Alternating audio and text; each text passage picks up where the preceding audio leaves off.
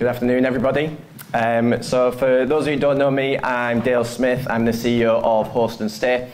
So we are a property manager based in the north of England, and we manage just over 1,100 holiday homes and short-term rental properties, heavily concentrated in the UK at the moment, kind of Scottish border down to M62 corridor is our core patch, and in particular North Yorkshire. And we're a family-run business, started in 2018. So we've grown pretty quickly over the last few years. And kind of to follow on from Graham's point on the last session in terms of profit and purpose, I think one of the key things I hope you'll take away out of the next sort of 20-25 minutes is that profitability, and certainly from an ESG point of view, and I'll talk through our ESG journey, profitability is still critical in terms of what we're trying to deliver and what we're trying to deliver through our ESG strategy. To build a business and to build it under our own team as we have done so far, profitability and building a profitable business has been key to that, and to be able to deliver opportunities, new colleague development, new roles into the business. We've had to focus on profit to make sure we could deliver that. One of the key messages for us with our colleagues as we've launched our ESG strategy is that all of this should also improve the business from that bottom line perspective as well. So I'm going to break this down into kind of three key areas. So really simple stuff in terms of why we should be embarking on the ESG journey if we haven't done so far. When is the right time to do that? And then some ideas in terms of how we can do that. And I'll talk through some initiatives that we have already employed in the Host and Stay business and that we're working on at the moment. We've also got Katie in the room, who is on the panel later on this afternoon. Katie's here, head of ESG for Host and Stay. Took up the role last year, Katie, I think. And Katie came over as part of an acquisition that we did of a business in Liverpool. So it's been on the agenda for us for a couple of years now. And I think, again, Graham touched on it, really important to kind of get that dedication in the business if you're in a position to do so, or certainly have someone that is starting to think about ESG and sustainability within your business. So reasons why. So obviously, one, it's the right thing to do, and hopefully all of us in the room agree that we're embarking on this journey because it is the right thing to do.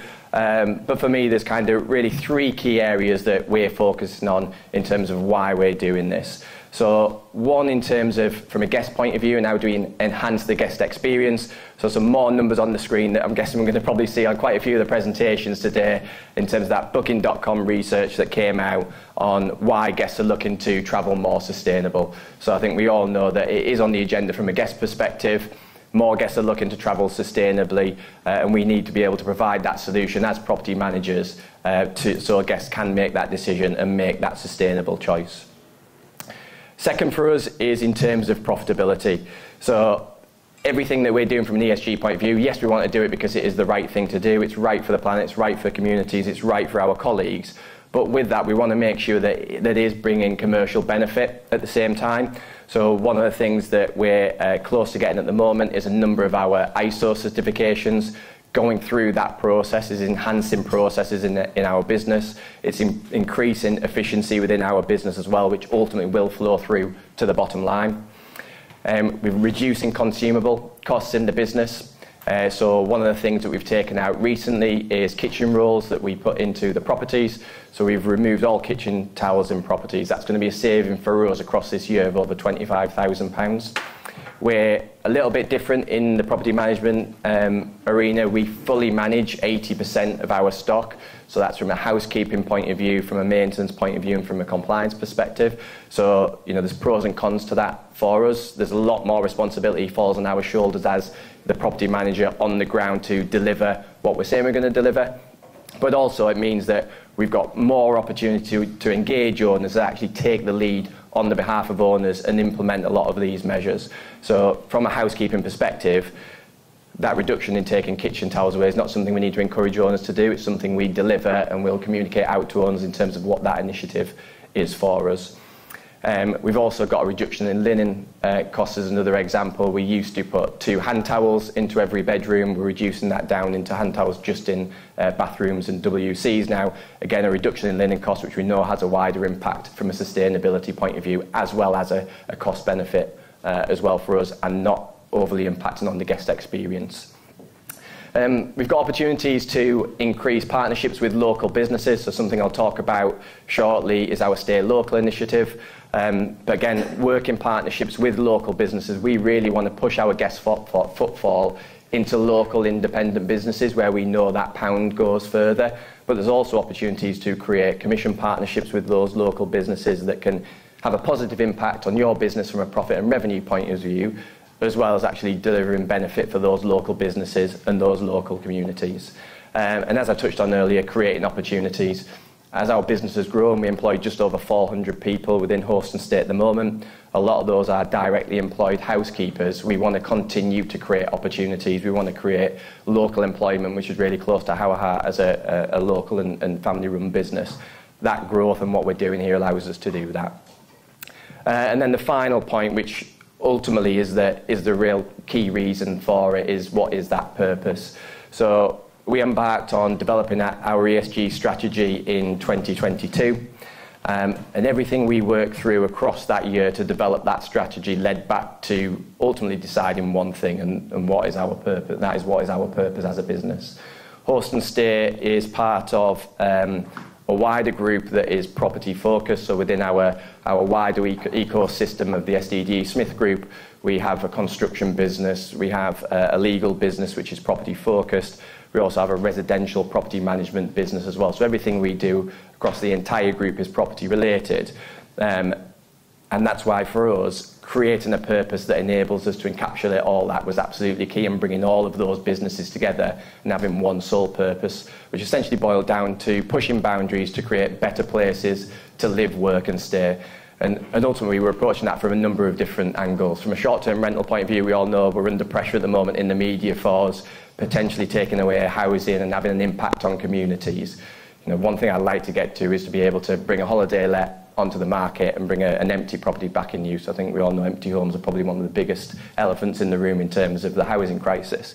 But essentially across our wider group, we know we can have an impact on where people are living, where people are staying, but also where people live by creating more employment opportunities, by improving houses and bringing them back onto the residential property market, or actually by bringing guest footfall into independent businesses that are then paying the wages and supporting families in that local area as well.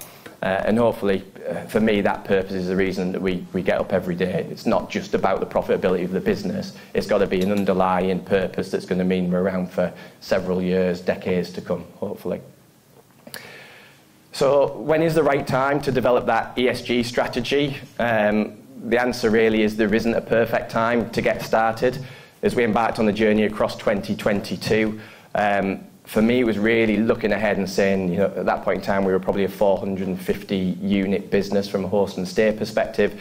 It was trying to really look in the future and say, right, what are some of the bigger businesses that are, you know, a number of years ahead of us doing right now, and how do we start to embark on that same journey and actually start to follow in their footsteps, probably a couple of years earlier than what we really had to do. So I think for anybody in the room that perhaps hasn't started and looking around, I think probably most people have started on their ESG journey, but there's no perfect time to do it. It's about taking those steps. It's about, you know, effectively just starting to build out a strategy, starting to measure what you're doing from an ESG perspective, starting to measure your carbon footprint, which could start with just simply looking at utility bills and getting some aspect and some information back in terms of what your CO2 footprint is. For us, as we've gone through it, so we developed the strategy across 2022, we launched it to our colleagues at our annual conference in December 2022, and then 23 was our first year of starting to implement all of the strategies and objectives that we'd set. Next year, hopefully we're going to embark on our B Corp status. We're not quite prepared just yet for embarking on that, but we're on the road to doing so under Katie's leadership. And ultimately, it's going to be an evolution for us. It's a never-ending journey, really. But I think the key message being, you know, let's all get started. Let's start to take those small steps that actually start to have quite a big impact across the industry as a whole. And then how? So I'll touch on a number of different initiatives that we've implemented so far. As we developed our ESG strategy, we focused on 3 separate pillars. So supporting our people, which focuses heavily on our colleague base. And one of the key things when we surveyed out all of our stakeholders, so that was colleagues, guests, owners and suppliers, within that supporting our people aspect, the health and safety and well-being of our colleagues came out as the #1 area that they wanted us to see take action. So that has been top of our list and key for us across the last 12 months. So one of the initiatives that we rolled out in the start of 2023 is every colleague in the group gets 1 volunteering day per year. We try and encourage the line managers to work that with their teams to make that also into a team building day as well. We work with a lot of local charity partners in the northeast of England to deliver those days. There's also a couple of national partners we're now starting to work with as well. Protecting our places, so heavy focus on how we are delivering sustainable practice from an environmental point of view. And again, I'll touch on some of the key partners that we're starting to deliver that out with. And then pioneering change, and that for us is pioneering change in the industry, across the property sector in general. And once again, there's a number of key partners like Environmental that we're working with to start and have an impact from that point of view. Underneath the 3 pillars, we've got a number of different objective areas and actions that we're taking as a business. And actually in the footer of our Host and Stay website, there's a link on there to our ESG strategy, which details that in full. And we're just in the process of updating that again at the moment. Then a couple of kind of key numbers on the right-hand side of what we achieved across 2023. As I said, housekeeping is a big part of our business, and we are in the fortunate position that we can have a direct impact on some of these. So, prior to actually starting to have a think about what impact we're having, we were heavy users of single-use antibacterial wipes, as an example, both surface wipes and floor wipes. They've been completely eradicated from the business now. And you can see there, individual surface wipes, nearly 250,000 or over 250,000 from that point of view. And then single-use plastics are being removed from all of our consumables that go into the properties. And now we use refillable bottles as well across the housekeeping department. So some pretty big numbers, and those are 23 numbers. Our portfolio is probably 30% bigger than what it was when we recorded those. So as we review what we've achieved so far across the last 6 months, and there'll be some big numbers to change again. And then one of the things that we've just introduced in the last couple of weeks as part of our management solution is our Manage Green option for holiday homeowners. So again, on the left-hand side, you'll see those kind of key stats reiterated once again, which from an owner point of view are compelling in terms of that opportunity to really attract more travellers to your property. And then on the grid in the centre there, we've got 4 areas that our Manage Green solution covers. So we're now working with Vanessa and Sestonica for our properties to be certified. So we've got 2 options for owners, so they can either opt in for the property to be certified, and we'll go out and carry that assessment out in line with Sestonica. But also, we've also launched a signature package for our property owners where that is included every year as part of their management solution. In the bottom left-hand corner, we've got our ESG partnerships and carbon offsetting. So you'll see on the right-hand side here some new partnerships that we brought in 2024. Who Gives a Crap, so similar to Graham mentioned, Who Gives a Crap now is our toilet roll provider in all of our fully managed properties. That again, introducing that is the right thing to do. It's giving us the impact that we want, but there's also a significant cost saving to our business off the back of that, over £25,000 a year in terms of making that change from a price point of view. So a real impact for us there on a number of different lines. We're working with 8 Versa at the moment to get a full understanding of our carbon footprint from 2023. And then we're working with Ecologi and Green the UK as well in terms of some of the carbon offsetting practice too. In terms of conscious travel guides, we moved to Touch Stay a couple of years ago. Prior to that, we had printed materials in every single property. So whenever a property came on board as part of our onboarding process, we put a physically printed guide into every single property. Now, I don't have the picture, I wish I had done, but we had an office full of, as the housekeepers brought those back out, we literally had 10-metre wall full to the top of those coming back out of properties. So that's been a really positive change for us. One that actually we struggled with some owners actually getting their head around, so we're not going to have physically printed guides anymore. It's going to be digitalised. But again, the digital guides we can update and influence in real time versus having to go out. And we were reprinting pages and sending them out with the housekeepers to put those back into the properties. So a real strong move there. And then in the top right corner, you've got our energy efficiency solution, which is Resi Air. So over the last 18 months now, we've been developing a piece of retrofit technology that we're now installing in our properties that enables us to control our utility usage. So we can control heating, we can control lighting, and we do this automatically off a rule-based solution. So we have all the things you would see in there in terms of movement, so through PIR and microwave, so we can tell if guests are in the property or not. We've got decibel readings within that. Off the back of that, we can automate how we then control the temperature and the lighting within the property. So let's say a guest has checked in, they come in, they turn the thermostat up to 24 degrees, 26 degrees even. An hour later, they disappear out and go out for dinner, and they leave the lights on, and they leave the temperature still up at that high temperature. Our systems check in every minute for if there's movement, if there's occupancy. After 30 minutes or after an hour, we can then turn that heating down automatically. We can switch all the lights off, barring, let's say, the hallway, so when they come back in, that light's on. So we can automate that usage. We can really suppress over-usage within the property.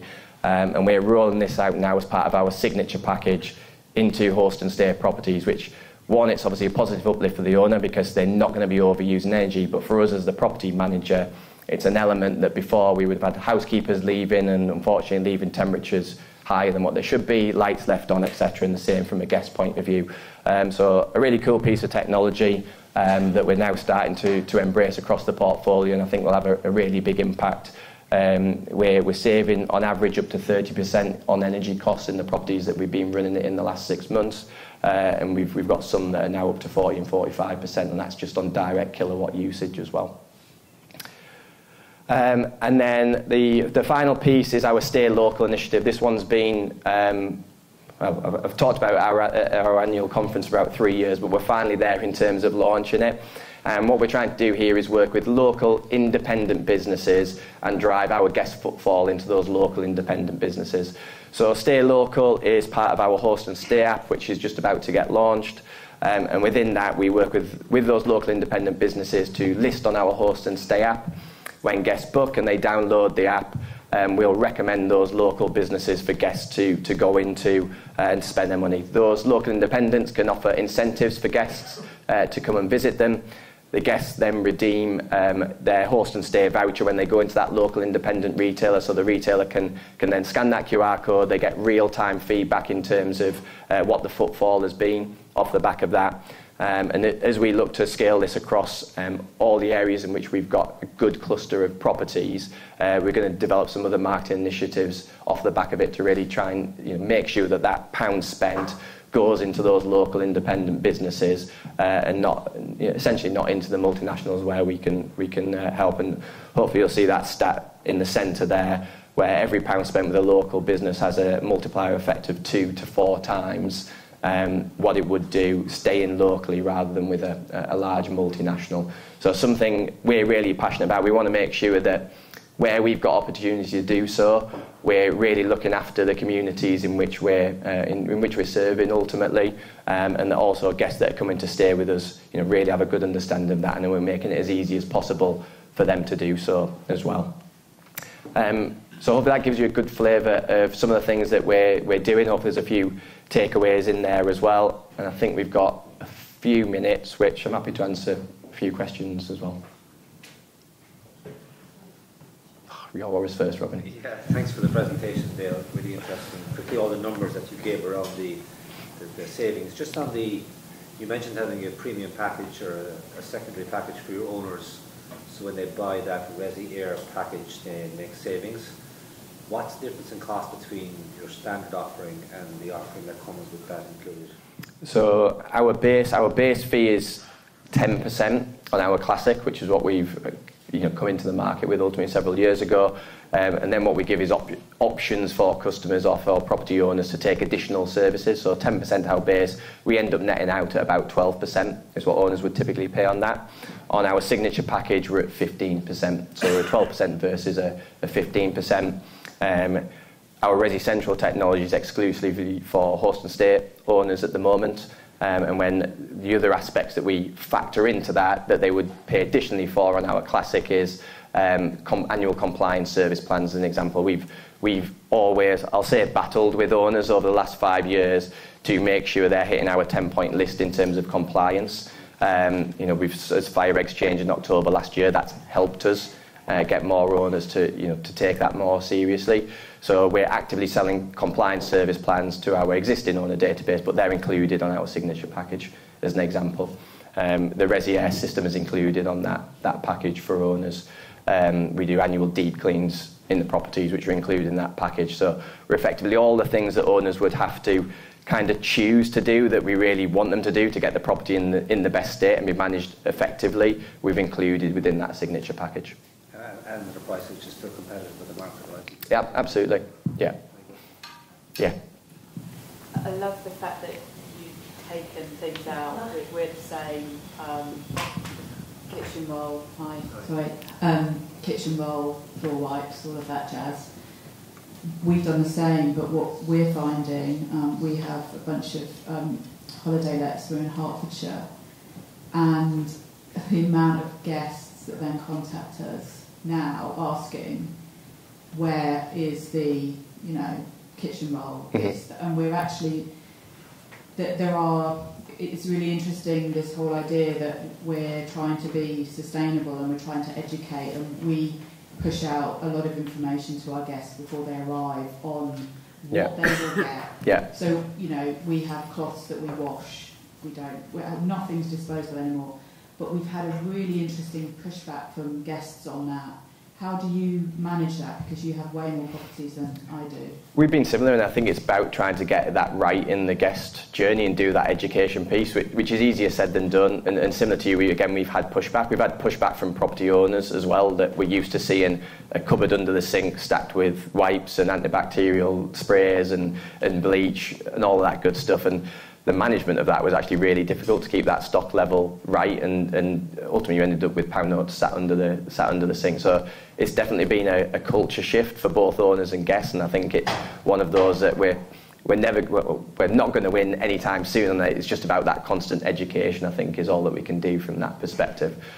It's the same on the owners. We had, when we rolled out the Who Gives a Crap, we had an owner call the same week who said we can't have that brand because it says crap on it. It's little things like that you kind of don't think about. But it hasn't had an effect on any reviews that you've had from guests, because we found that has been quite a difficult area for us, where they feel they should be getting the traditional bleach, yep. And they're not. Not tangible from that point of view. Yes, I think if we look through all of our negative guest reviews, undoubtedly we would find traces of impact on it, but not in terms of what the upside is for us, and not to a point that it fundamentally impacts us from a brand point of view or from an experience point of view. All good? Cool, thank you.